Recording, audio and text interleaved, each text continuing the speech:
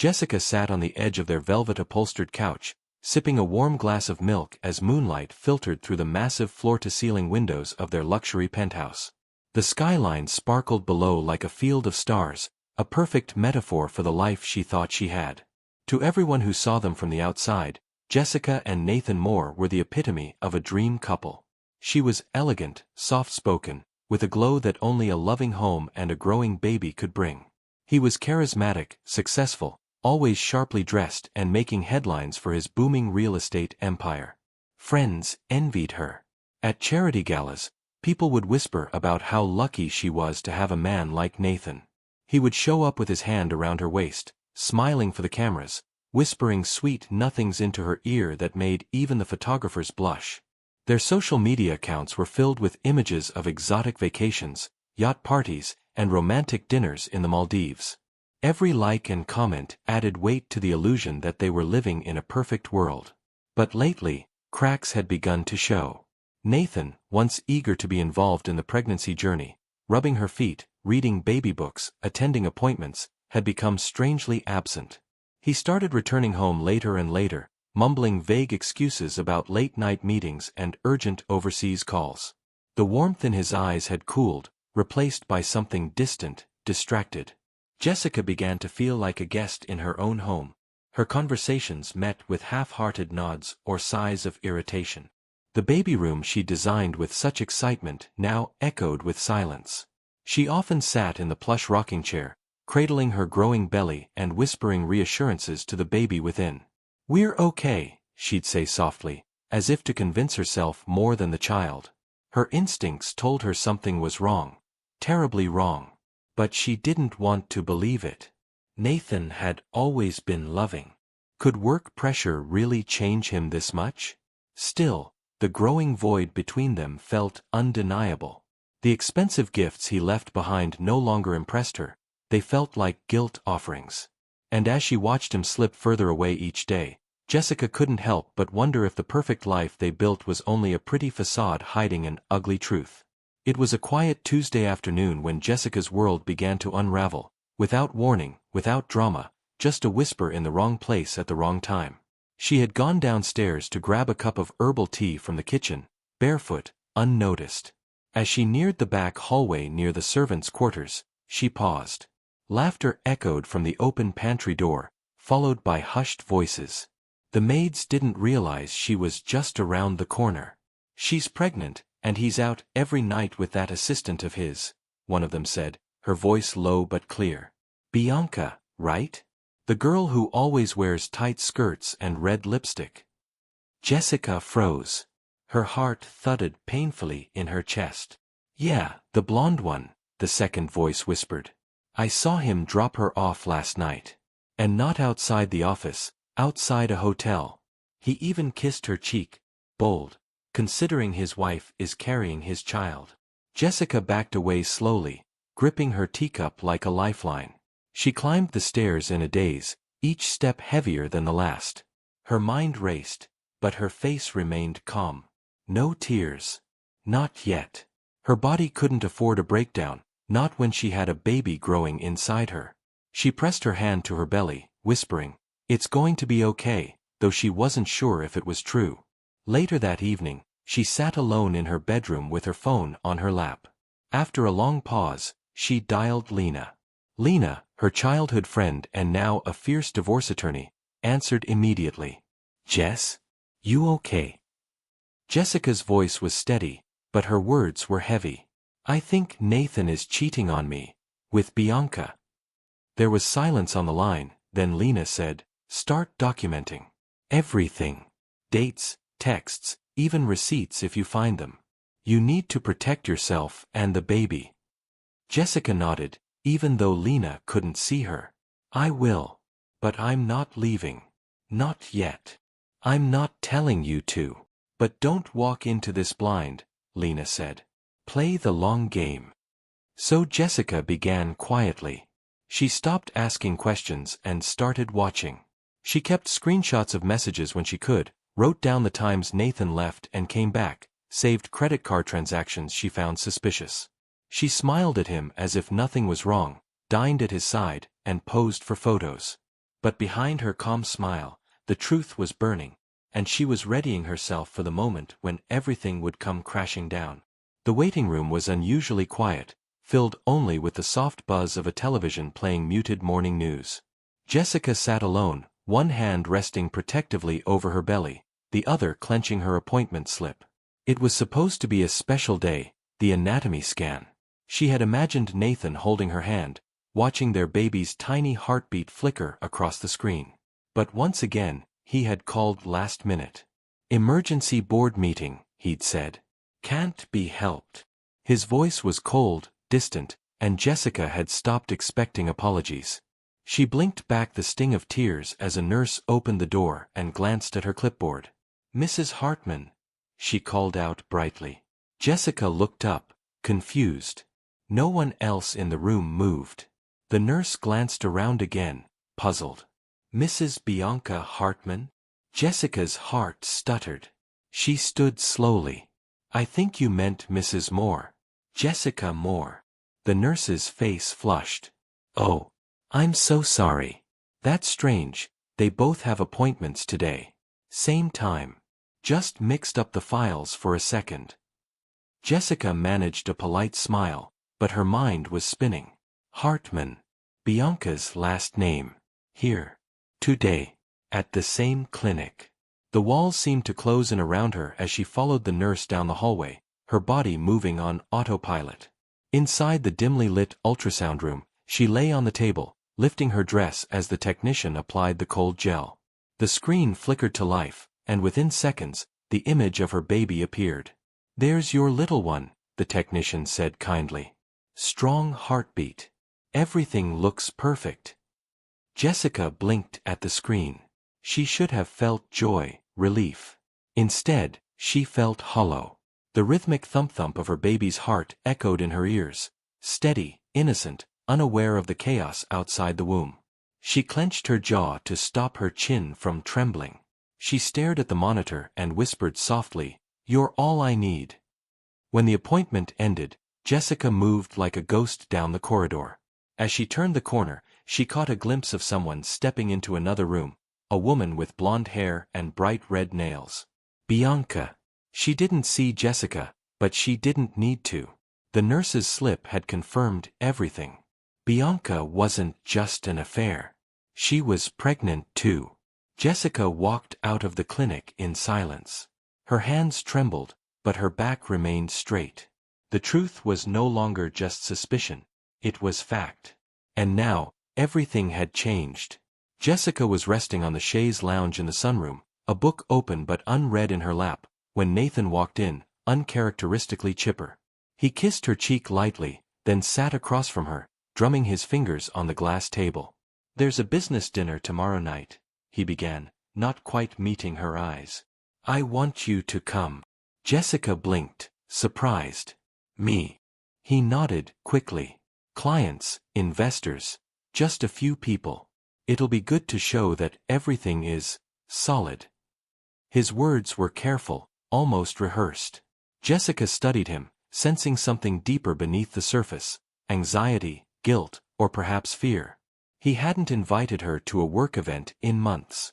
Now, suddenly, he was insisting. Despite the knot forming in her stomach, she gave a gentle smile. "Of course, Nathan. I'd love to." That night, she called Lena. "He's setting something up." "I can feel it," Jessica said quietly. Lena didn't hesitate. "Go. Be graceful. Let him believe you're still the doting wife. Smile. Watch. Let the mask stay on until the moment is right." Jessica took the advice to heart. The next evening, she stood before her mirror, her baby bump softly rounding beneath a silky black gown. She chose simplicity, nothing flashy, but elegant and dignified. Around her neck, she fastened the delicate diamond necklace Nathan had given her on their wedding night. Back then, it had symbolized love, promises, a future. Tonight, it was armor, a silent message he would recognize. As she descended the grand staircase, Nathan looked up from his phone and paused. His eyes scanned her from head to toe. "You look beautiful," he muttered.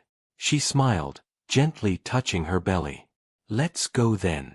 But inside, she was bracing herself. Whatever Nathan was hiding, whatever this dinner truly was, Jessica intended to be there for every moment. Calm, composed, and ready. The valet opened the car door, and Jessica stepped out gracefully despite the strain of her 5-month pregnancy. Nathan walked beside her, oddly quiet, his eyes darting ahead toward the entrance of the lavish rooftop restaurant. It was one of the most exclusive venues in the city, where chandeliers sparkled like stars and the wine cost more than rent in half the city. Jessica had dined here before, always with Nathan, always arm in arm, always smiling. But tonight felt different. He hadn't touched her hand once during the drive. As they entered, the maitre d' greeted them with the kind of polished charm reserved for the wealthy elite. "Right this way, Mr. and Mrs. Moore."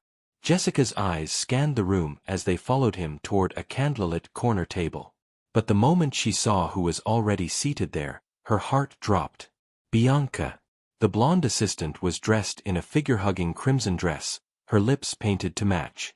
Her posture was relaxed, confident, like someone who knew she belonged. A cocktail glass rested in her perfectly manicured hand, and a smug smile tugged at her lips the second her eyes met Jessica's. Jessica didn't pause. She didn't allow her expression to change. She floated forward with practiced elegance, her heels clicking softly against the marble floor. Her hand instinctively touched her belly, a gentle, protective motion, before she turned to Nathan. He cleared his throat, his voice tight. "Jessica, this is Bianca. She's one of my business partners. She's helping with the new overseas expansion." "Business partner," Bianca echoed sweetly, extending her hand. Jessica took it, her grip firm but warm. "It's lovely to finally meet you. Nathan has mentioned you, occasionally." Bianca blinked at that, just a flicker of confusion behind her eyes. Jessica sat down beside Nathan, arranging her silk shawl neatly across her lap. She kept her hand gently resting on her stomach, occasionally stroking it as if reminding everyone, him, Bianca herself, of what truly mattered. The waiter approached with menus, and Nathan jumped at the chance to break the tension. "Order whatever you like," he said quickly, not looking at either woman. Bianca leaned into Nathan, whispering something that made him chuckle nervously. Jessica watched it all, how his eyes refused to meet hers, how his fingers toyed with his wine glass, how Bianca smiled with ownership. The sight should have shattered her. But instead, Jessica smiled too. Not out of pretense. Not out of weakness. But because she now saw everything clearly. The lies, the betrayal, the arrogance. They weren't even trying to hide it anymore. And she wasn't going to hide her strength either. She cut into her entree with calm precision, participating in light conversation, occasionally asking questions about Nathan's expansion plans. Bianca answered most of them, laughing a little too loudly, while Nathan grew visibly uncomfortable. Jessica listened, nodded, even complimented Bianca's dress. But beneath her serenity was steel. She knew exactly where she stood now, between two people who thought she was too fragile, too soft, too blind. And yet, here she was, poised and radiant, with life growing inside her, and the power to decide what happened next. Nathan shifted in his seat, wiping invisible crumbs from the edge of his plate. Bianca's laughter rang out again, but it echoed strangely, awkwardly. The rhythm of the dinner had changed, and Jessica was quietly, powerfully in control. Dinner unfolded like a carefully rehearsed play that had suddenly gone off script. Nathan, in his pressed navy suit, tried desperately to command the conversation, launching into lengthy tales about market expansions, investor dinners, and foreign partnerships. He gestured with exaggerated confidence, laughing a little too loudly at his own stories, eyes flitting between Bianca and Jessica as if trying to control the narrative by sheer force of personality. Bianca chimed in often, sometimes finishing his sentences, sometimes tossing in a flirtatious quip only the two of them seemed to understand. "Remember that night in Dubai?" she said with a giggle, sipping her wine. "You almost missed your speech because someone convinced you to try fire dancing." Nathan chuckled awkwardly, glancing at Jessica, who was delicately slicing her grilled salmon. Right. Crazy trip. Jessica nodded slowly, her eyes warm, her posture flawless. Fire dancing sounds intense, she said, voice calm. I thought you were there for a conference. There was a subtle pause at the table, the kind that doesn't scream, but hums with tension. Bianca's smile faltered for a second before returning, albeit tighter. Nathan quickly poured more wine into her glass, then changed the topic to overseas housing developments. Throughout the evening, Jessica maintained her poise. Her smile was gentle, her voice steady, and her eyes sharp. She offered polite responses, asked questions when needed, and always carried herself like she was the hostess of a dinner in her own home. The waiters, trained for high-profile clientele, exchanged glances as they moved between the table and kitchen. The dynamic was unmistakable. 2 women, 1 man, and a thick cloud of tension masked in luxury. One server even whispered to another, "She's the wife, and that's the other woman. You can tell." Other diners began to notice, casting quick glances toward the corner table. Phones were subtly lifted for photos. The awkwardness, the forced laughter, and Jessica's unwavering composure drew attention like a magnet. Nathan tugged at his collar, beads of sweat beginning to form near his hairline. His plan, to mask guilt with charm, was unraveling. The more Jessica smiled, the more uncomfortable he became. Her calm was louder than any confrontation. She didn't need to explode. She was already winning. The clinking of silverware and the low murmur of conversation filled the restaurant, yet everything around Jessica seemed to fade into a quiet blur. She could hear Bianca's overconfident laugh ring out again, shrill, rehearsed, meant to provoke. Nathan shifted in his chair, talking faster now, clearly sensing that the entire dinner was slipping from his grip. Jessica, however, remained unmoved. Every word, every motion she made was deliberate, composed, and devastatingly precise. The waiter came to clear the appetizer plates. As he stepped away, Jessica reached for her glass of water and took a slow sip, letting the chilled liquid calm the storm that had been brewing in her chest for weeks. She set it down gently and turned to Bianca, her voice soft and casual, almost as if commenting on the weather. "I hope you two last longer than we did," she said, her tone light, but her words cutting with surgical precision. Bianca's laughter died instantly. She stared at Jessica, blinking in confusion. "Oh," Jessica continued, tilting her head slightly, "and congratulations on being the second woman carrying his child." Time stopped. Bianca coughed, choking on her wine. Her hand flew to her mouth, and a sharp gasp escaped. Chairs scraped the floor as nearby diners twisted around to look. A woman at the next table covered her mouth in shock. A phone camera, already recording out of curiosity, zoomed in. Nathan's face drained of color. "Jessica, what the hell?" Jessica didn't even look at him. Her eyes remained fixed on Bianca, who had gone completely still, a tremble beginning to show in her manicured fingers. "I was at the clinic," Jessica said, still poised. "Our appointments were accidentally scheduled back to back. Imagine my surprise when the nurse called for Mrs. Hartman instead of Mrs. Moore." Bianca turned red, then pale. "That's not." Jessica finally looked at Nathan, who was now visibly sweating, mouth agape, utterly speechless. "I suppose I should thank you," Jessica said, reaching into her designer handbag. She pulled out a crisp manila folder and placed it gently in front of him. "For making everything so painfully clear." Nathan didn't touch the folder. He just stared at it like it was ticking. "Divorce papers," Jessica announced quietly, not for drama, but for clarity. "Already signed. I won't fight you for the properties or the company. Just full custody and peace." There was a collective inhale around them. The air in the restaurant was electric, tense, expectant. Jessica stood slowly, her baby bump rounding gracefully beneath her dress. She looked at the two of them, Nathan, a shell of the man he once pretended to be, and Bianca, lips parted, stunned into silence. "You can have each other," she said gently.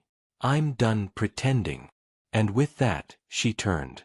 No screaming. No tears.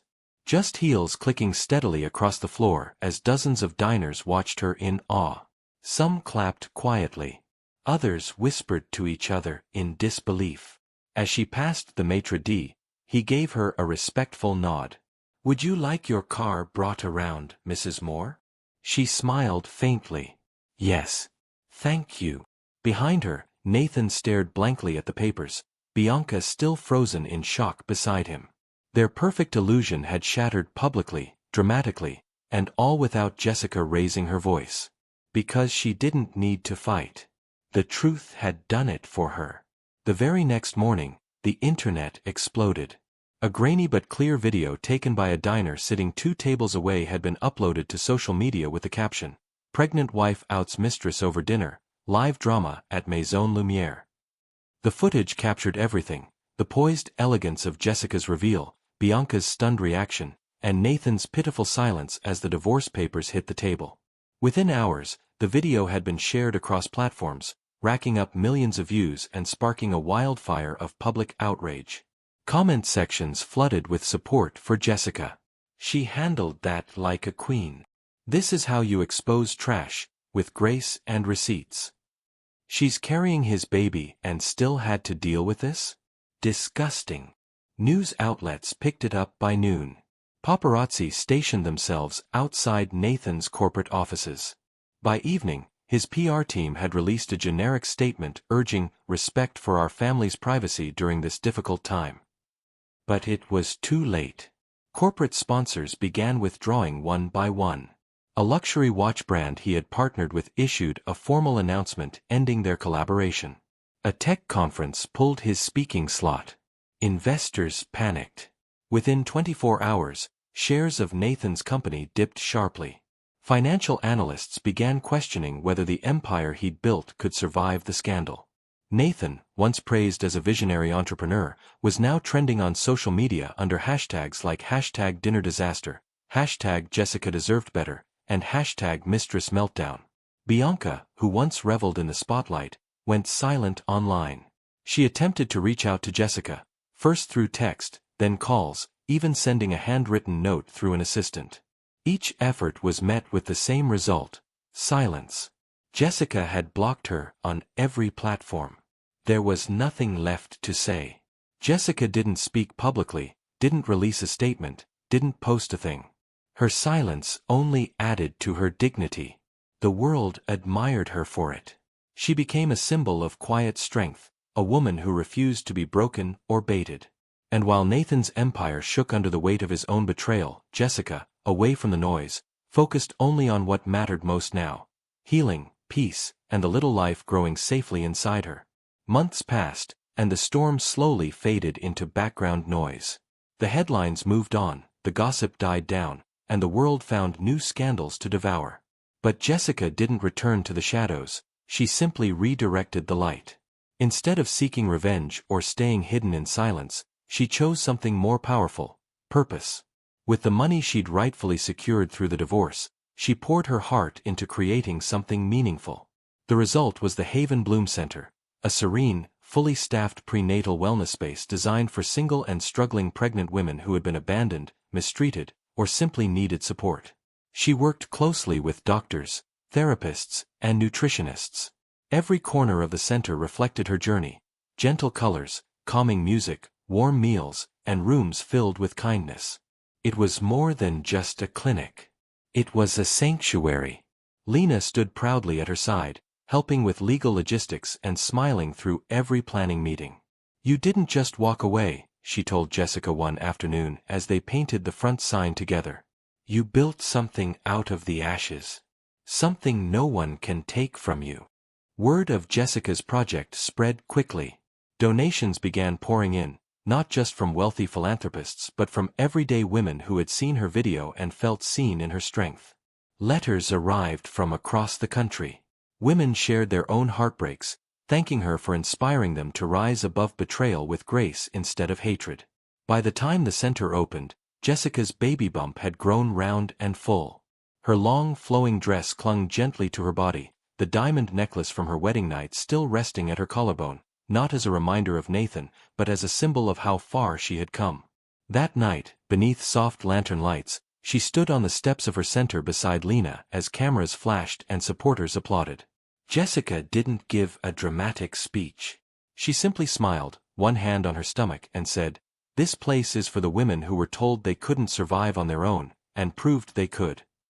The crowd erupted in applause. In that moment, she didn't look broken. She didn't look bitter. She looked peaceful, empowered, whole. She wasn't surviving anymore. She was thriving. As Jessica neared the final weeks of her pregnancy, the world remained captivated by her strength.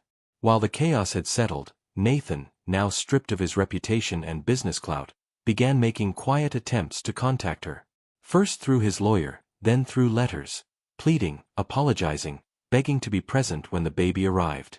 He promised change, promised he would step up, that he just wanted to hold his child once. Jessica didn't respond, until it became a legal matter. Then she made her statement the only way she ever did, with calm precision, grace, and undeniable control. The court date was set. Cameras waited outside the courthouse as Jessica stepped out of her black SUV, Lena beside her, her hand resting on her round belly. Inside, Nathan looked hollowed out, a shadow of the arrogant man he once was. Even his voice had lost its certainty when he spoke to the judge, asking, no, pleading, for visitation rights. Jessica didn't yell. She didn't bring up the affair or the viral video. Her lawyers laid out her case: emotional abandonment, infidelity, public humiliation, lack of prenatal support. All documented. All factual. The judge's decision was swift and merciless. Full custody to Jessica. Nathan would be allowed supervised visits, once a month, under clinical observation. He was ordered to pay alimony, child support, and damages for emotional distress. Jessica left the courtroom with her head high, surrounded by reporters. But she didn't give any interviews. She didn't need to. The world already knew whose side it was on. Bianca, once the bold and smirking woman at the restaurant, had vanished from the spotlight. Her social media was deleted. No interviews, no statements, no sign of her. Perhaps she had finally realized that the fantasy she helped create had turned to ash. Weeks later, on a quiet spring morning, Jessica gave birth to a healthy baby girl. As she held the tiny child in her arms for the first time, tears slipped silently down her cheeks, not of sadness, but release. She named her daughter Grace, for the quiet, powerful strength that had carried her through it all. And in that hospital room, Jessica finally exhaled. She had survived the betrayal. She had reclaimed her life. And now, she had Grace.